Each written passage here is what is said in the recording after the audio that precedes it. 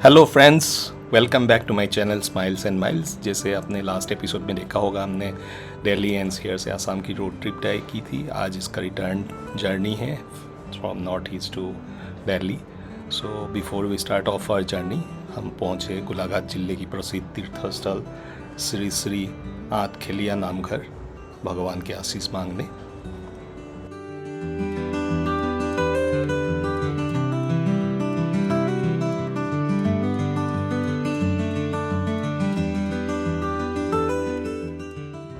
हमने यात्रा की शुरुआत मेरे होम टाउन गोलाघाट से किया। डे 1 में हम गोलाघाट से गुवाहाटी तक की यात्रा तय किए। फिर डे 2 में हम गुवाहाटी से अलीपुरद्वार होते हुए गैंगटॉक तक की सफ़र पूरे किए। डे 2 हम गैंगटॉक में रुके। फिर डे 3 में हम गैंगटॉक से सिलीगुड़ी होते हुए फरवेज़गंज की यात्रा तय किए।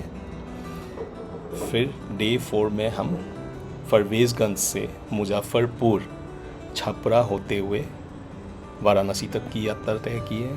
फिर वहाँ हमने स्टे किया। फिर अगले दिन हम वाराणसी से लखनऊ होते हुए दिल्ली एनसीआर तक अपनी यात्रा पूरी की है।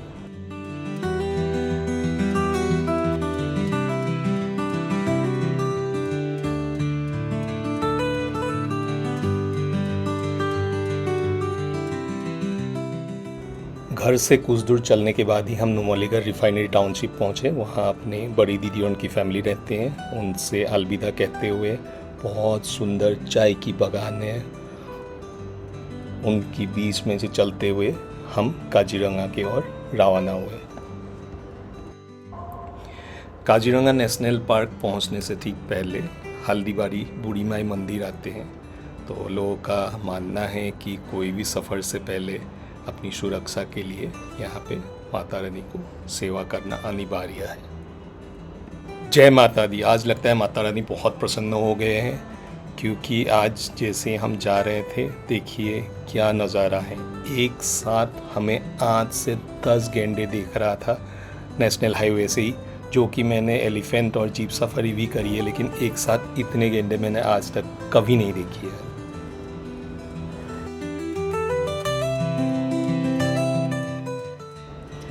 गोलाघाट से गुवाहाटी तक की दूरी लगभग 300 किलोमीटर की है, जो कि 5.5-6 घंटे में आप तय कर सकते हैं। जैसे हम गुवाहाटी पहुंचने लगे थे, तब शाम ढलने लगे हैं। बहुत ही सुंदर नज़ारा है, आप लोग देख ही सकते हो। गुवाहाटी पहुंचने से ठीक पहले मेघालय की कुछ एरिया आते हैं जहाँ पे पेट्रोल और डीजल की प्राइस आसाम से 4-5 रुपये हमेशा कम होता है, तो जायज़ सी बात है। हमने भी यहाँ पे अपनी गाड़ी की फ्यूल टैंक फुल कर लिए। यहाँ पे 85 रुपीज़ समथिंग है डीजल का प्राइस, जो कि आप देख सकते हो स्क्रीन में।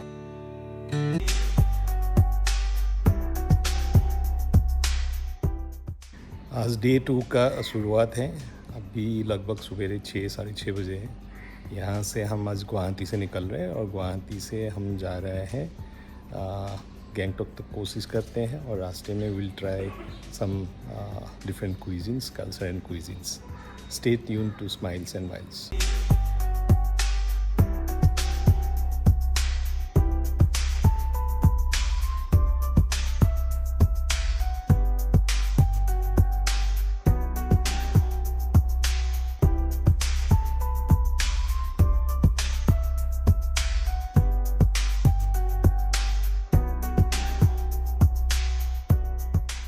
गुवाहाटी से जैसे ही हमने यात्रा शुरू करी, यहाँ आप देख सकते हो ये नीलाचल फ्लाईओवर है।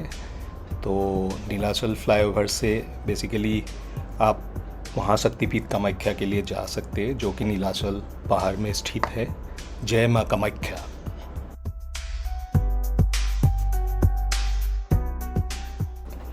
अभी हम ब्रह्मपुत्र रिवर के ऊपर जो है सरायघाट ब्रिज पहुँचने वाले हैं। This is the newly constructed Sarayaghat Bridge, and alongside you could see the old iconic Sarayaghat Bridge, which is to your right.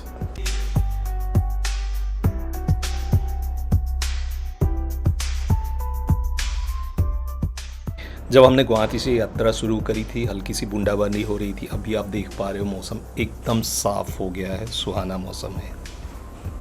अभी हल्के हल्के भूख भी लगने लगी थी, तो हमने पहला ब्रेक लिया नाश्ते के लिए नलबाड़ी जिले की प्रसिद्ध प्रणीता रेस्टोरेंट में। नाश्ते में हमने गर्मा गर्म पूरी और परोठे खाया, बहुत मज़ा आया। नाश्ता करने के बाद हम निकल पड़े हाउली बिजनी होते हुए बंगाईगांव।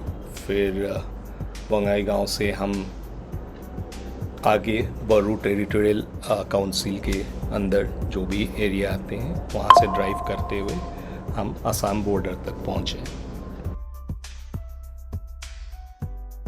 जॉय आई अहोम।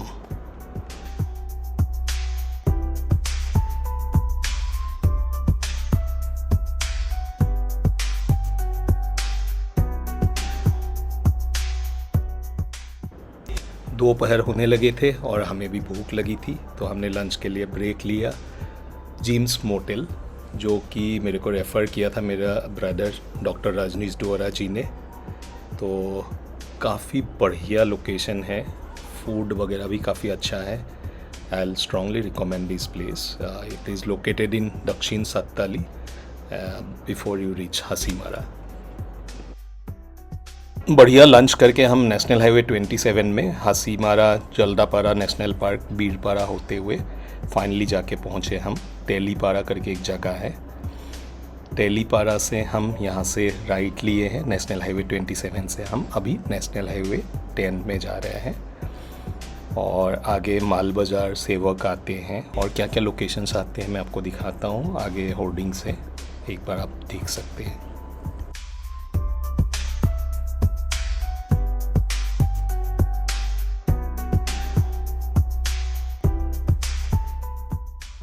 नेशनल हाईवे 10 में ड्राइव करने का बहुत ही आनंद है, बहुत ही सुंदर नज़ारा है यहाँ पे। बेसिकली आप यहाँ देख सकते हो बोर्ड में भी भूटान भी बिल्कुल पास में ही है और यहाँ से जैसे हमने अपनी यात्रा शुरू करी फिर से बारिश होना शुरू हो गई और हमने भी धीरे धीरे करके आगे निकलना स्टार्ट किया।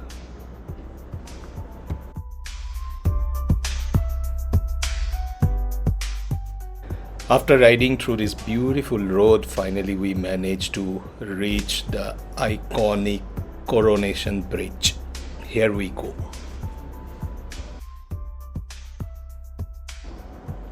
Once you cross the Coronation Bridge, to your left is Siliguri, just 20 odd kilometers away, and for Gangtok you need to take a ride from here.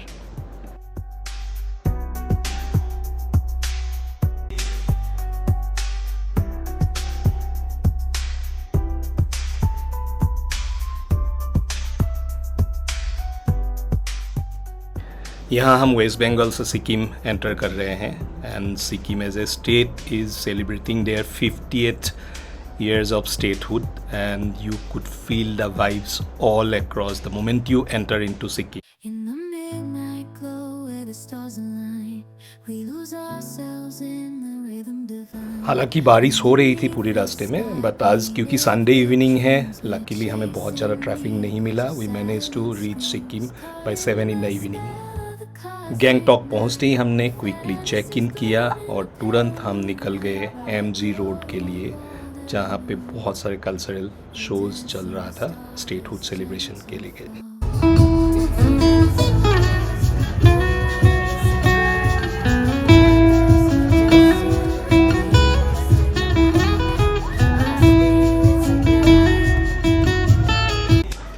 MG road में सिक्किमीज़ कल्चर के आनंद लेते हुए फाइनली हम जाके पहुँचे hotel Tibet में, जहाँ की मोमो बहुत फेमस है। In case you are visiting Gangtok you must visit Hotel Tibet for their juicy momos.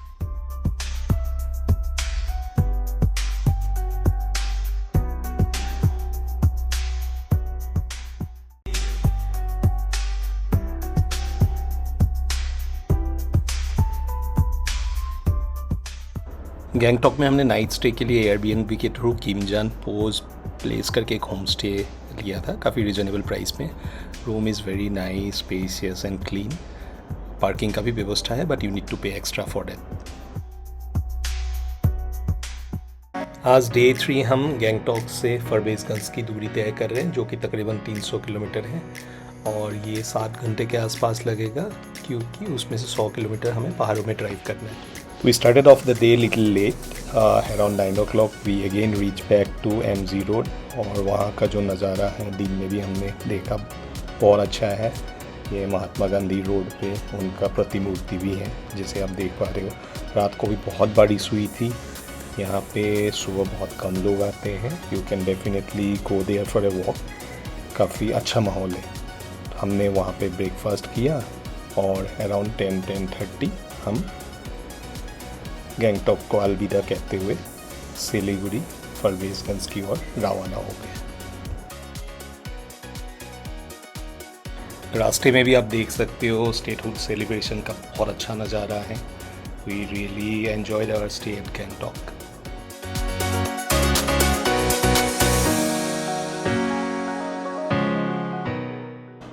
Sikkim से निकल के हम फिर से वेस्ट बंगाल पहुंचने वाले हैं और वहां पहुंच के मैं आपको दिखाता हूं कोरोनेशन ब्रिज। ये है आपके सामने तीस्ता नदी के ऊपर कोरोनेशन ब्रिज, जिसको लोग सेवक रोडवे ब्रिज या बागपुल भी बोलते हैं। This bridge connects Kalimpong district with Darjeeling district. It was built to commemorate the coronation of King George VI and Queen Elizabeth, and it was finally completed in the year 1941.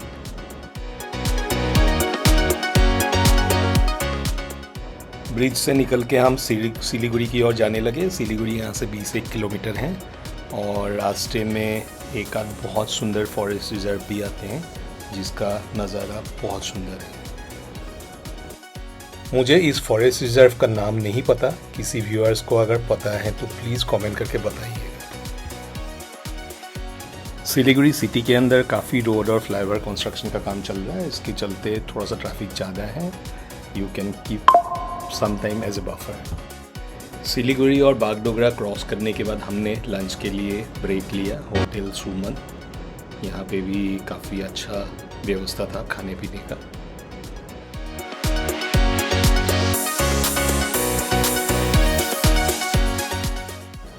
Lunch करने के बाद हम national highway 10 में कुछ दूर चलने के बाद नेशनल हाईवे 327 ले लिया, जहाँ से हम ठाकुरगंज अरारिया होके परवेज़गंज की ओर अपनी यात्रा शुरू करी।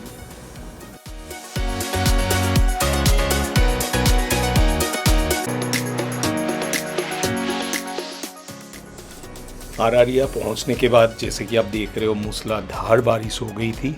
हमने बहुत धीरे धीरे से ड्राइव करके रात को 7:30 बजे परवेज़गंज पहुँचे। परवेज़गंज में हमने स्टे किया होटल ज्योति में।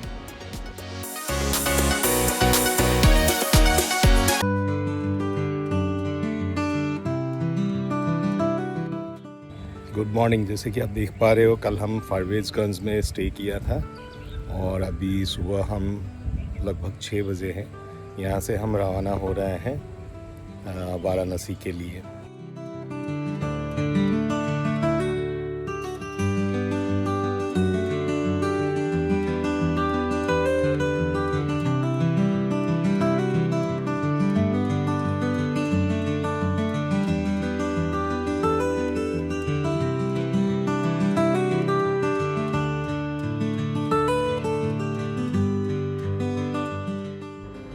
फिर हम ब्रेकफास्ट के लिए यहाँ पे रुके। ये बिहार सरकार की प्रावधान से बने हुए एक रेस्टोरेंट है। ये दरभंगा से ठीक 30 किलोमीटर पहले है। इसमें बहुत सुंदर व्यवस्था है और मिथिलांचल के जो कल्चर एंड आर्ट हैं उसको बहुत अच्छे से इन लोगों ने डिस्प्ले किया हुआ है। सारे वॉल पेंटिंग्स आप देख सकते हो। यहाँ के जो आर्ट एंड कल्चर है बहुत अच्छे से उन्होंने उस चीज़ को एग्जिबिट किया है।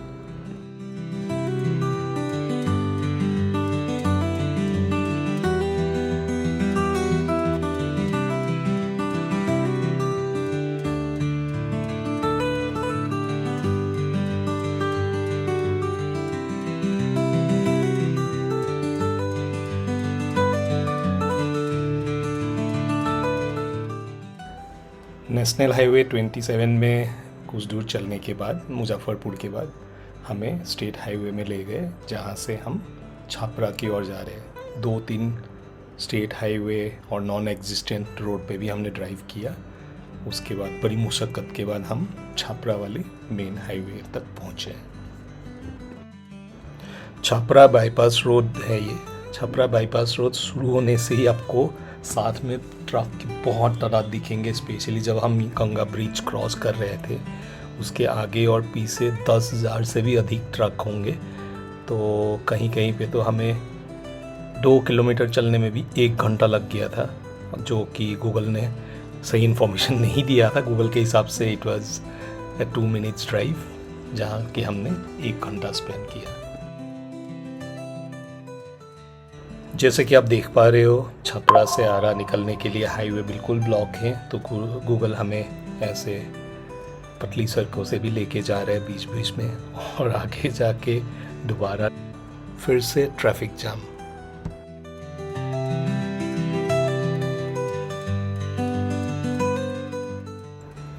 इंतज़ार का फल मीठा होता है, और finally we landed up in Patna Buxar expressway.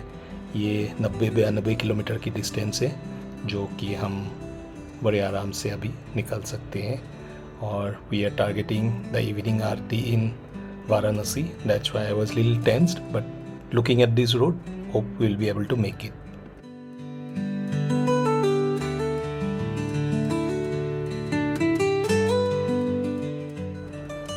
Finally Uttar Pradesh में आपका स्वागत है।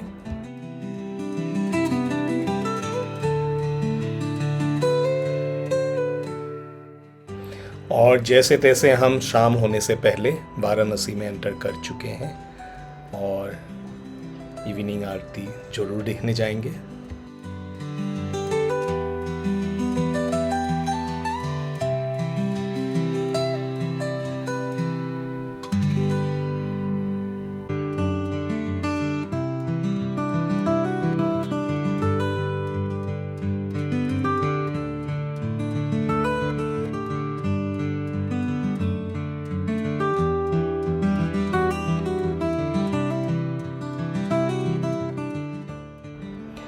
क्योंकि हम वाराणसी पहुंचने में लेट हो गए थे, इसलिए होटल में पहुंच के सीधे हमने गाड़ी पार्क करी और तुरंत साइकिल रिक्शा लेके हम निकल गए 80 घाट की ओर, जहां पे हम आपको अभी दिखाएंगे 80 घाट की बहुत ही दिव्य गंगा आरती। 80 घाट पहुंच के वहाँ की जो आरती स्थल है उसकी साफ सफाई देख के बहुत अच्छा लगा। ये बाकी प्रशंसनीय है।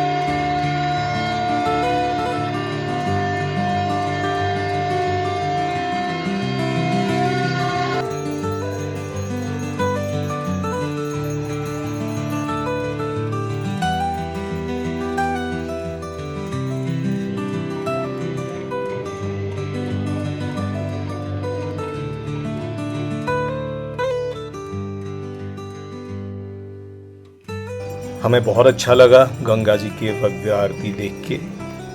हर हर गंगे। वाराणसी आए और चाट नहीं खाए, ये हो नहीं सकता है। हम भी पहुंचे चाट खाने, और फिर वहाँ से निकल के हम गए सोनारपुरा में। वहाँ पे हमने गुनगुन पान में भी पान खाया, और जो कि काशी विश्वनाथ के बिल्कुल पास में ही है। तो फिर वहाँ से हम काशी विश्वनाथ के दर्शन में गए। जैसे कि आपको पता है, काशी विश्वनाथ 12 ज्योतिर्लिंग में से एक है। इंडिया के स्पिरिचुअल कैपिटल वाराणसी में काशी विश्वनाथ धाम का दर्शन करके बहुत अच्छा लगा। यहाँ अंदर कैमरा ले जाने नहीं देते हैं, इसलिए हमने फ़ोटो ज़्यादा नहीं क्लिक कर पाए। पर आज क्योंकि मंगलवार है, ज़्यादातर श्रद्धालु सोमवार को आते हैं, हमने बहुत आराम से अच्छे से दर्शन कर लिया था। हर हर महादेव। चलिए आपको वाराणसी के होटल का एक टूर दे देते हैं। ये है होटल सिएस्टा। ये वाराणसी के चेतगंज इलाके में है। यहाँ के सारे फैसिलिटीज़, रूम वगैरह भी काफ़ी बढ़िया है और पार्किंग की भी बहुत अच्छी सुविधा है।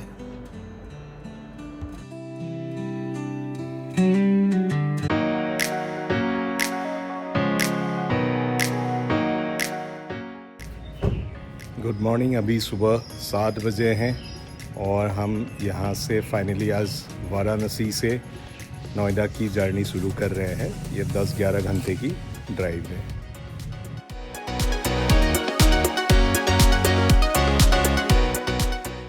हाय बनारसिया।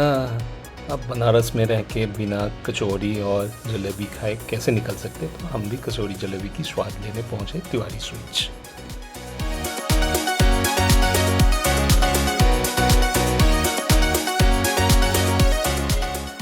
आज काफ़ी डिस्टेंस कवर करना है, लेकिन जैसे आप देख पा रहे हो रोड कंडीशंस बहुत बढ़िया है। पहले नेशनल हाईवे 731 है, देन जौनपुर सुल्तानपुर होके हम पहुंचेंगे पूर्वांचल एक्सप्रेसवे।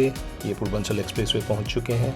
पूर्वांचल एक्सप्रेसवे से हम फिर कनेक्ट करेंगे लखनऊ एक्सप्रेसवे। लखनऊ एक्सप्रेसवे से Yamuna expressway. So technically I could manage to have the entire drive on cruise today, which should be fun.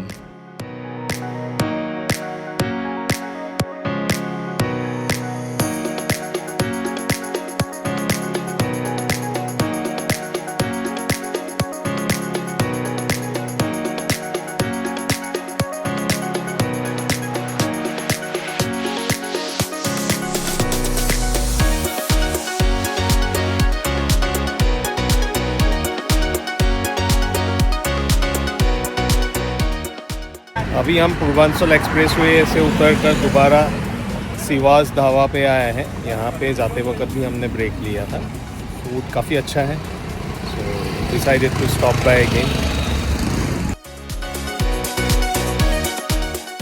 अभी हमने बढ़िया लंच कर लिया है।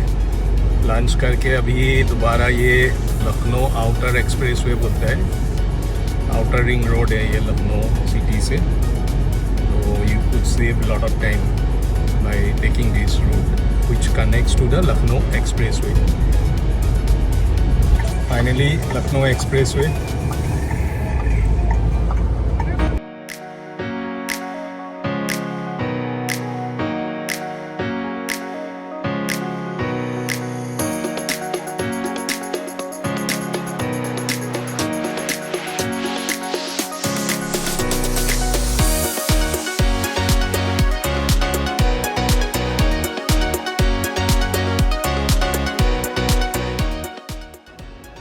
लखनऊ आगरा एक्सप्रेसवे यहीं समाप्त होते हैं। यहाँ से हम दिल्ली के लिए सीधी रोड है।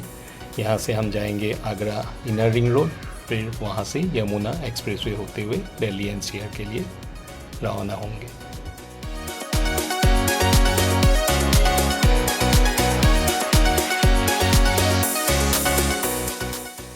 इस एपिक रोड ट्रिप की आखिरी स्टॉप है अभी, क्योंकि घर पहुंचने में सिर्फ 100 किलोमीटर रह गया है। And here you could see the beast. It has perform really well during the whole road trip, and thanks to Tata for coming up with such a practical vehicle.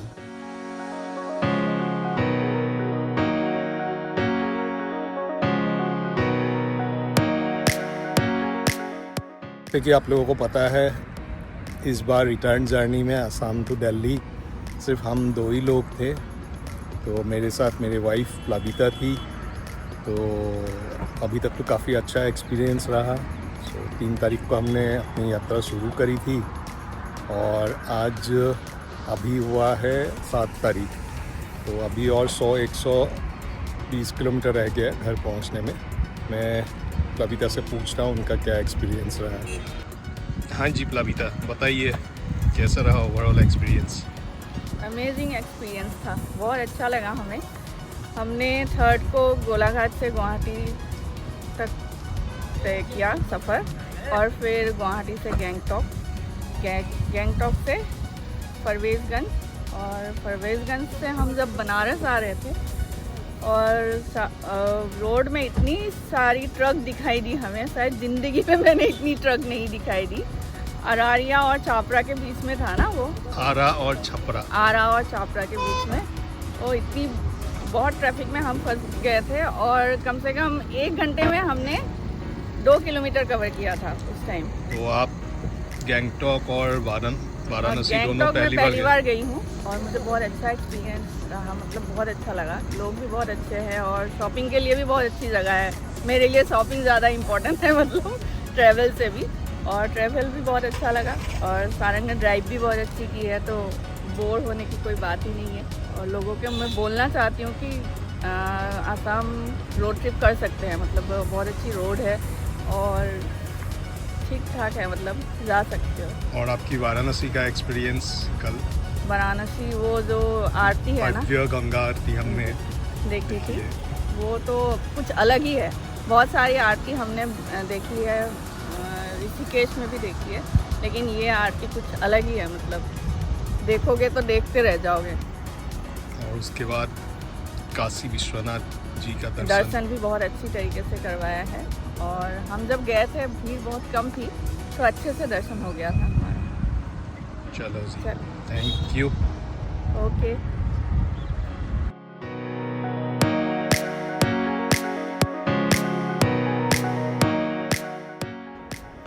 जैसे कि आप लोगों को पता है, ये मेरा सेकंड ब्लॉग है।